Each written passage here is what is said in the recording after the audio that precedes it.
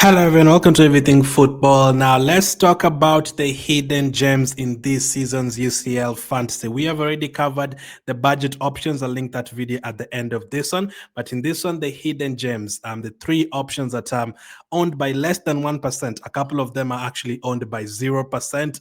Major differentials. If you're feeling brave, you can go for a couple of these options. But if you're not that kind of manager, then these are probably not those options that you'd like to go for. But they're also budget as well. So it would be interesting to see if any of these players deliver. So if you haven't joined the league yet, the code is scrolling down the bottom.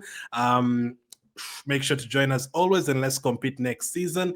And let's get started. So the first differential option, the first hidden gem that I've gone for is a guy named Raul Florucz. I think that is how you pronounce his name. I've done some research on him. I've been researching him this whole week. He plays for Union St. Gallows, the Belgian side. He's a midfielder. He's literally owned by 0%, and it's going to cost you 4.5 million. Now, let's talk about Raul. Now, why am I picking Raul ahead of everyone else that could have been a differential? Now, they just signed him. They just signed him for less than 5 million, and the impact he's had for them is quite magnificent. Now, you didn't expect Union to go through to the next round or anything. You'd expect them to lose a few games here and there.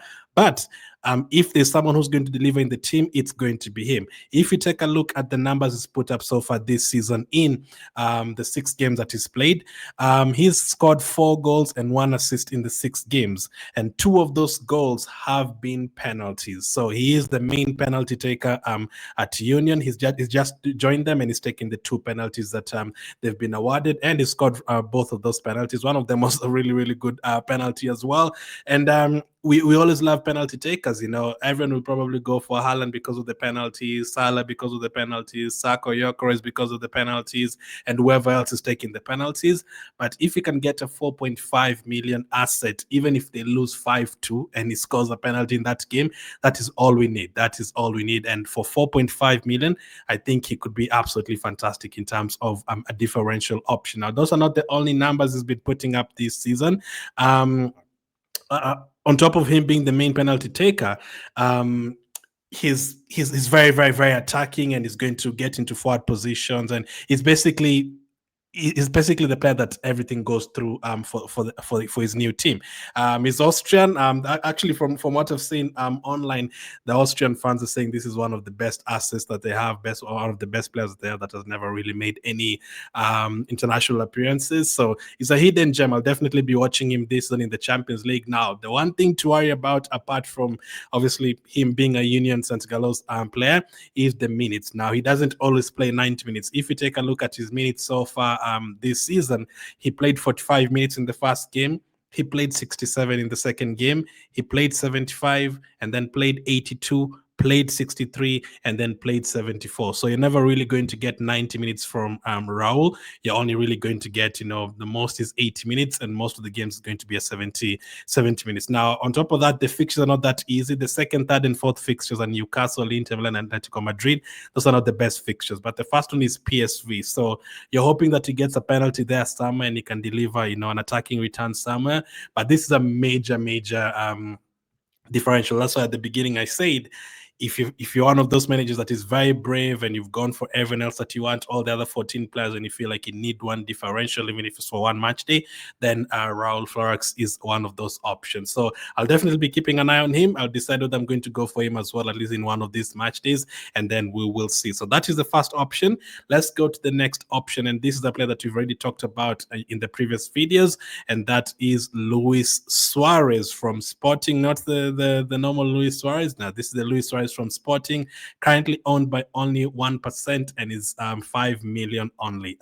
So another budget option, but is also a differential option and a hidden gem. Now, by the time you get to the deadline, maybe a lot of people will have him by then, but his numbers so far this season already spectacular. He's a new player as well, just like Raul. He's played 4 games this season and he's gotten 2 goals and 2 assists. Now, he's the main Sporting striker, and the best thing about him is the first fixture. Sporting are playing against Kairat at home in the first game. So Everyone will go for Haaland. Everyone will go for Mbappe. Everyone will go for Kane. But if you need a player who's going to help you in terms of the budget, and a player who's not only going to help you in terms of the budget, he also has a big chance of outscoring the main players, especially in match day one. Then Luis Suarez is the player for you. Kairat at home, you'd expect Sporting to get a few goals there, and on top of that, he doesn't really get subbed off. 4 games so far this season, he's played 90 minutes in 3 of them, and the other one he got subbed off in the 81st minute. Last season he had 39 goal returns in Spain for Almeria before signing for Sporting, and his fixtures apart from Carrick, they're not that bad. His third fixture will be at home to Marseille. His second fixture will be away at Napoli. Not the easiest, but his Sporting are going to be attacking in all of these games. If you're expecting high scoring games in all of this, then Suarez is a player who can definitely score the goals for them. The fourth fixture is Juventus away. Not the easiest, but definitely a good option, especially for that match day one. Now, there's a lot of ways you can approach this. If your plan is to play your wildcard in match day two and you just need a few differentials for match day one, then Suarez can be an answer. But I think Suarez is a 5 million option. He can be an option all the way through, at least to match day 6-7, maybe even the whole league phase. If Sporting keep up form and he keeps playing and they keep scoring goals, he's the main striker. Then why take him out of the team? I don't see why you should take him out of the team. But depends on your plans.